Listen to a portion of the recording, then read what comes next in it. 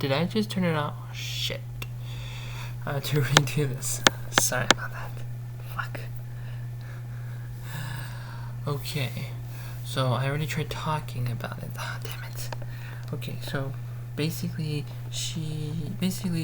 the person who jumped out of the bushes was Princess Sparkle. It wasn't anyone villain, and they were surprised because she could turn invisible, of course. So she was able to jump out of the way, go this way, turn that way. While one person said this, they said to go that way, and she said, "Screw this, I'm going this way to help Hunter." Whew. Anyway, so they traveled together to get to Mantid's castle, and I learned about, hey, you could actually combine manacles together and kind of, share your own abilities, which is weird. So he was trying to learn to walk invisibly, which is a question. When you turn invisible, can you see? And if you have two people, like me and my brother, if we were both invisible, can I see my brother? Can my brother see me? Or can only I see where I'm going, and is he invisible to me as well? It's strange. Anyway, so he got to the entrance of the castle, and he really was concerned, like, please just leave back to the house, please leave back to Arachnia. And then she okay, and so she left, and he got forward. So now,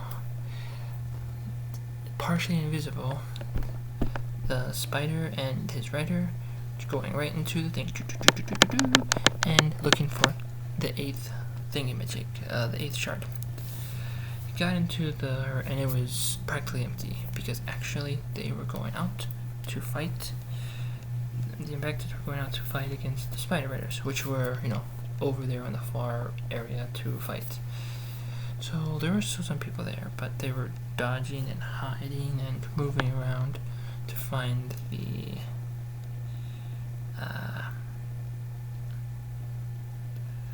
shard.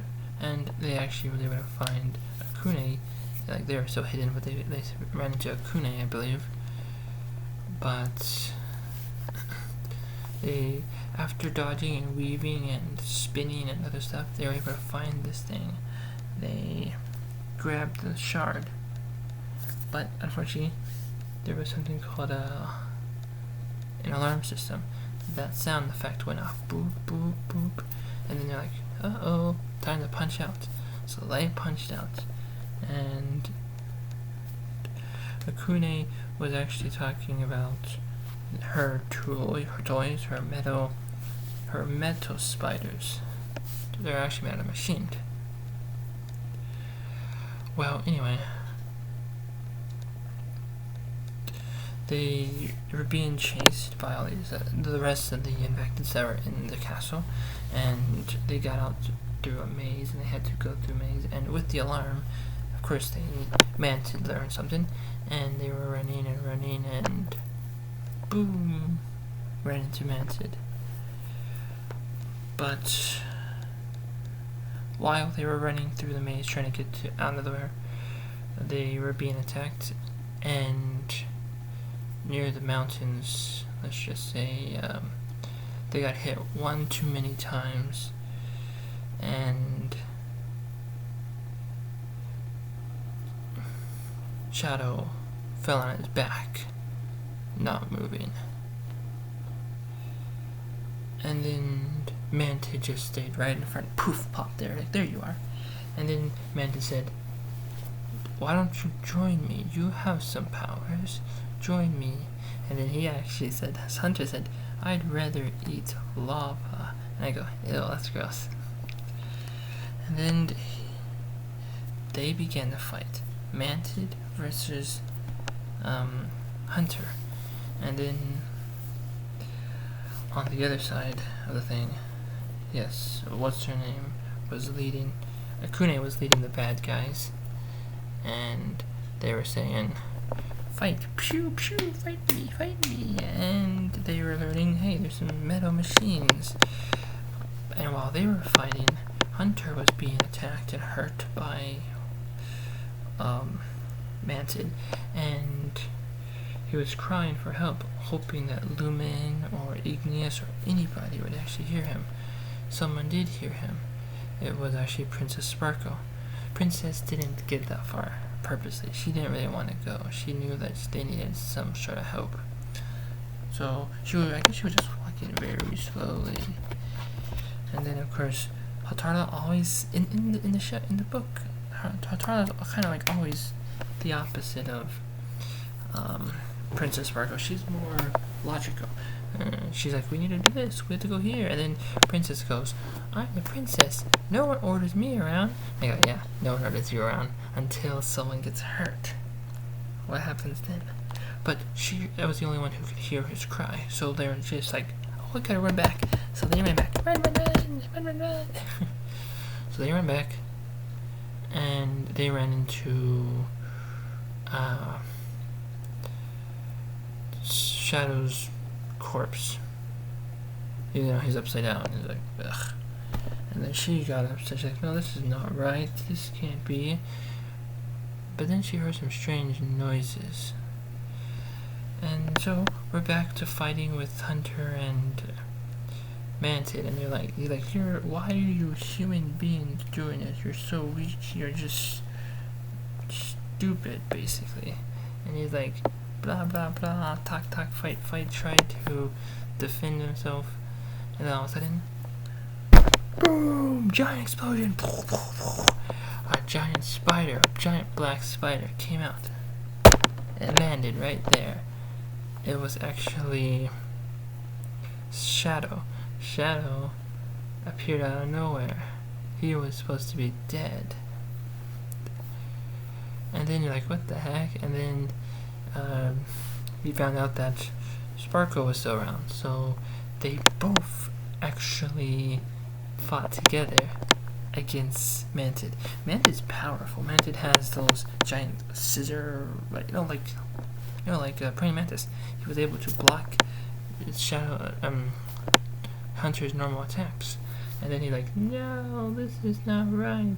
But with two of them together, they were able to fight, and they were able to at least beat up the infecteds that were left, and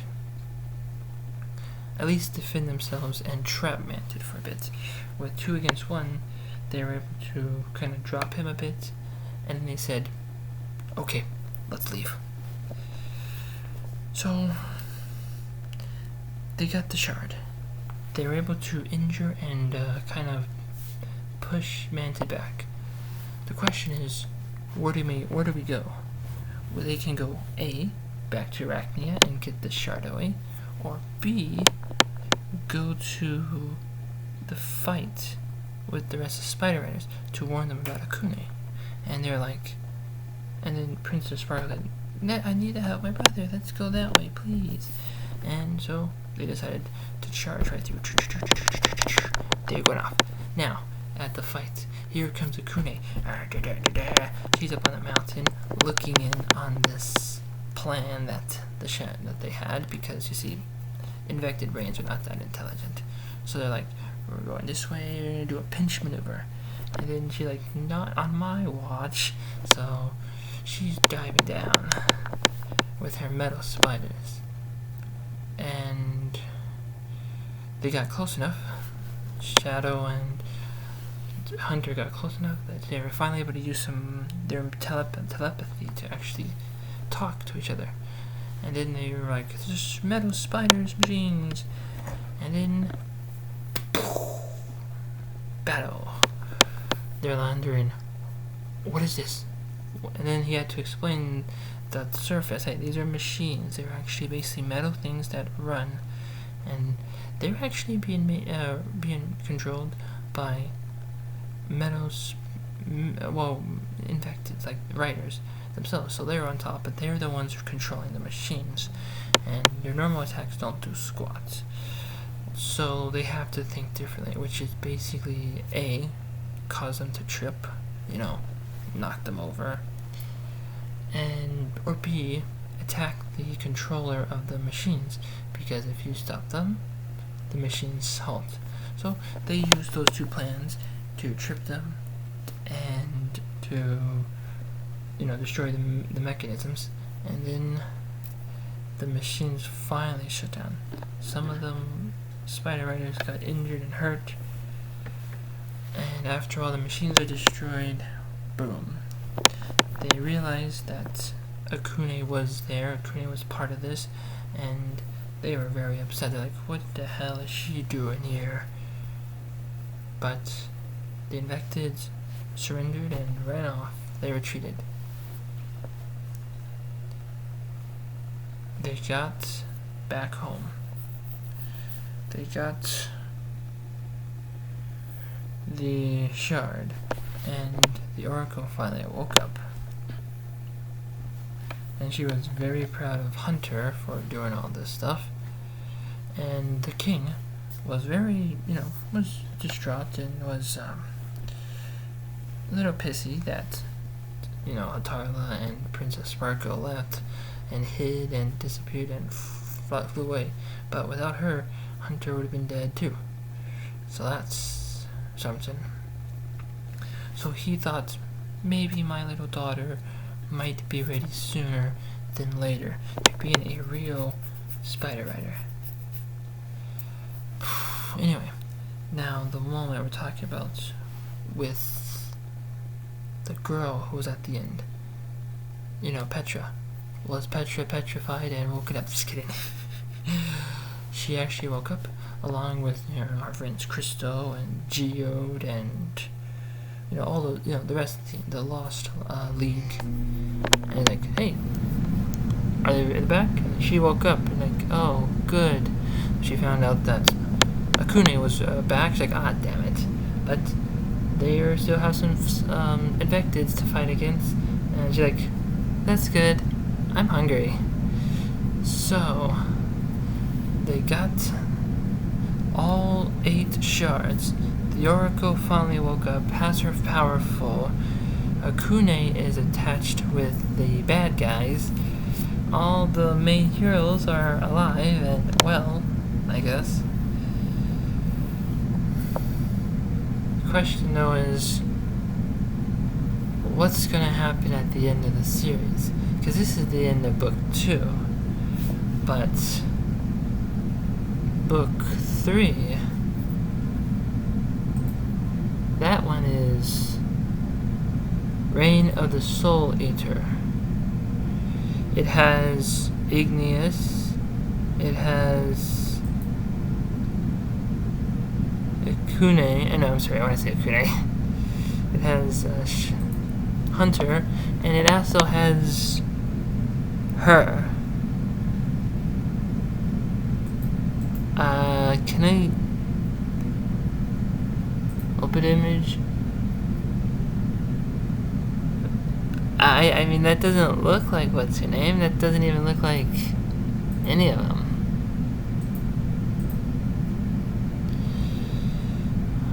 Well, I don't know.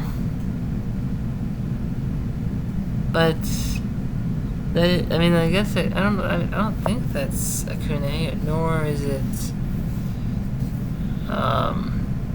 what's her name? Is it, unless that is someone else. I don't know. But book 3, and as you can see now, it says now it's a hit TV show. Yep, The Reign of the Soul Eater. Well, I'll decide if I want to read book 3. I'll probably still read it and record my findings of it, but it is weird. It is a lot better than book 1. Book 2 was so much better than book 1. There's so much stuff in there that is definitely different. This is a complete different style of storytelling compared to the anime. The characters are all different. The spiders are all different. The journey is basically different. I guess I'll tell you that actually, let's see. In the story, you actually have these called Oracle Keys.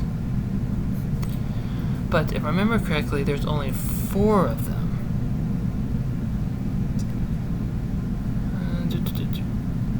Take a form of a card that can be split into 2 pieces. Yeah, when you do it, they can be taken apart.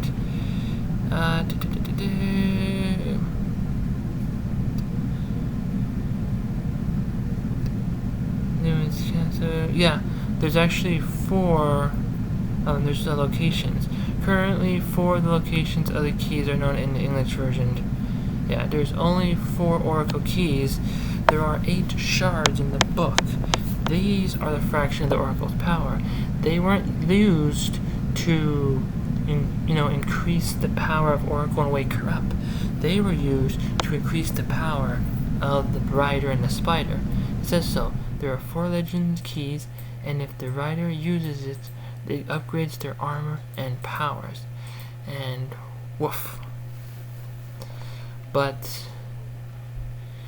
this whole story is completely different compared to it. The question now is, what do you think of it?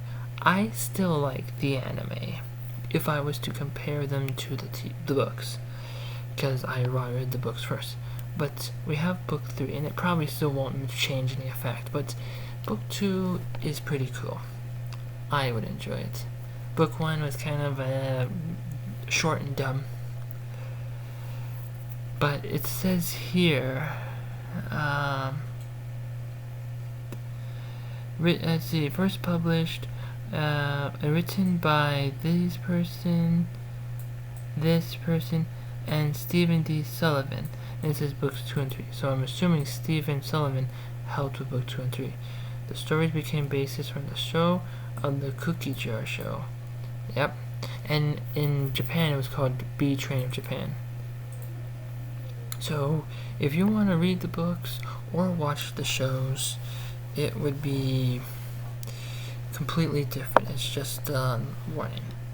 But it's usually how stories go.